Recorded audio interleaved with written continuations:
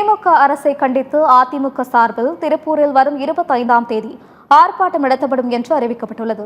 அதிமுக பொதுச் செயலாளர் எடப்பாடி பழனிசாமி வெளியிட்டுள்ள அறிக்கையில், திருப்பூர் மாநகராட்சியில் அதிமுக ஆட்சியில் MCC எனப்படும் 25 நுண் உரமாக்கல் மையங்கள் மற்றும் 3 உலர் கழிவு மீட்பு மையங்கள் நிறுவப்பட்டு மாநகராட்சிக்கு உட்பட்ட பகுதிகள் முழுவதும் குப்பைகள் முறையாக தரம் பிரித்து செயல்பட்டுக் கொண்டிருந்த மையங்களை முற்றிலுமாக முடக்கி வைக்கப்பட்டுள்ளதாக குற்றம் சாட்டியுள்ளனர். தற்போது ஒவ்வொரு வார்டிலும் டன் கணக்கில் குவிந்துள்ள குப்பைகளை அகற்றாமல் டாலர் சிட்டி என்ற பெயர் மாறி குப்பை நகரமாக மாறியுள்ளதாகவும் எடப்பாடி பழனிசாமி கூறியுள்ளார்.